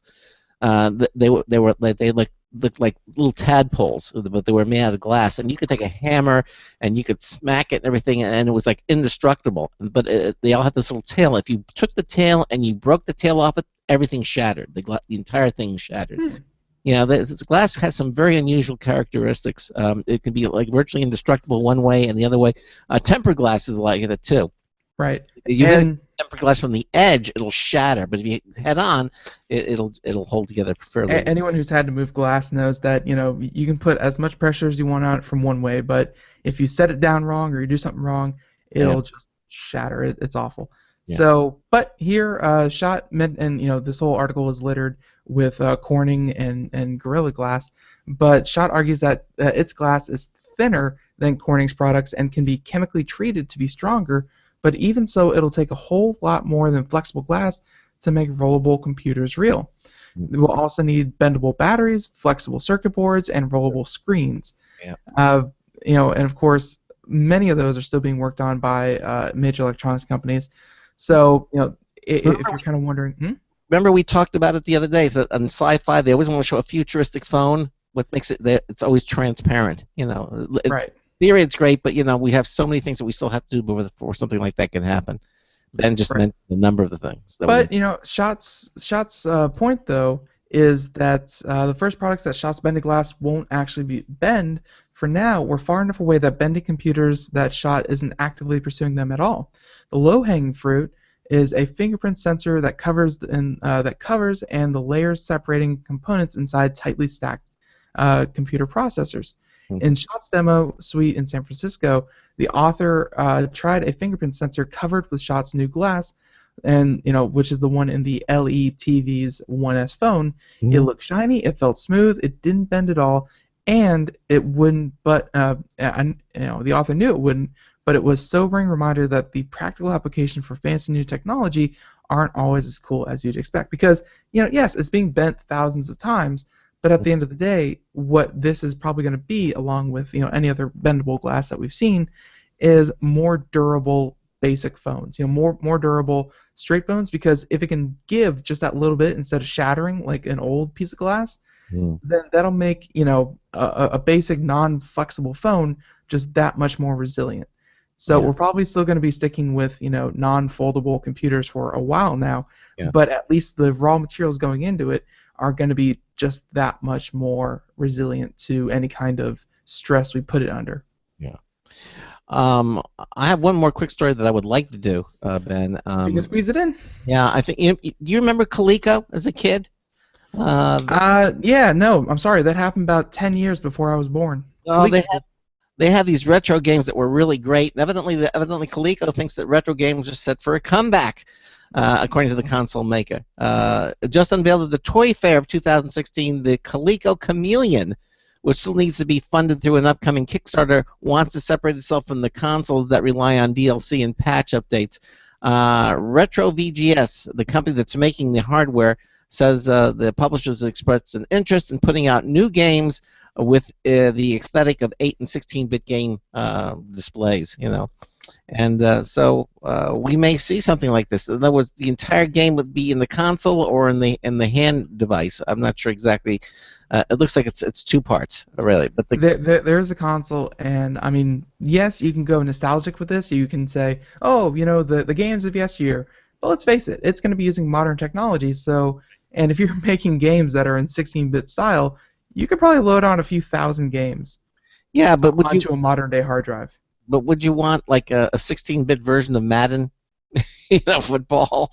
I remember seeing videos of those where they had little X's and O's, and you had to play football around the little avatars. It was dark days back then, but I guess if people are asking for it, they see a need, fill a need. Well, anyway, there's a possibility if they get it funded through Kickstarter. They're saying it's going to be $150 on a throwback console. $150. I mean, don't get me wrong. I love Galaga. I love Snake. I love Centipede. I love all these 8-bit games. But I don't know, $150 to play that, which is essentially free on any browser. I could see maybe at a $99 price point or a $59 price point, maybe. But for $150, I think that's way way too expensive. That's really milking that nostalgia factor. More than you possibly want. Hey, listen, we're just about out of time here. Listen, I want to thank our second hour guest, Matt Macbeth, who is still with us, by the way. If you're watching the video, he's waving to you. From Pi Lab, the makers of Edwin the Duck. Thanks again to him for spending some time with us. And coming up tomorrow's show, it is Monday's show. Excuse me, we have the weekend coming up. We're going to have Simple Matters. Remember them? They were scheduled to be on the show, but it looks like we're going to have them on for Monday. They make a little product called the Ditto. And oh yeah, and I have that right here. I actually took it out of the box and started using it. When you're watching the video portion, this is it. This is what the Ditto is. Ben, so we're going to be talking about just what it does. Yeah, it's 90 really seconds. tiny. It does, and it's waterproof too. But it's really small, and it does some really cool things. Evidently, we're going to have the company's CEO and founder of the show on with us in the first hour, and then the second hour we'll be doing more computer and technology news. That, of course, being brought to you by Slimware Utilities, the official optimization software of the Computer America show. We got a great lineup actually coming up, and you can see the entire lineup. Just head over to the website at computeramerica.com. 60 seconds. All the different people. Nathan Evans, manager of PopZara Magazine, is going to be with us on Thursday, both hours. He's a fun guy, and we're going to. I'm sure he's going to have plenty of things to say about the whole Apple FBI kind of deal. Yeah, I think he will. Exactly. And also, Dick DiMartolo is going to be joining us. That's the GizWiz, Mad Magazine's maddest writer. Going to be joining us in the second hour on the 24th, the last week of February. Anyway, that wraps it up. Thank you all so much for being here. And Ben and I will see you same time, same place on Monday. So until Monday afternoon, this is Craig Crossman hoping that your hard disk never becomes floppy. Have a great weekend, everybody. Bye, everyone. 10 seconds. Bye-bye. I want to have a duck pun. I don't have a duck pun.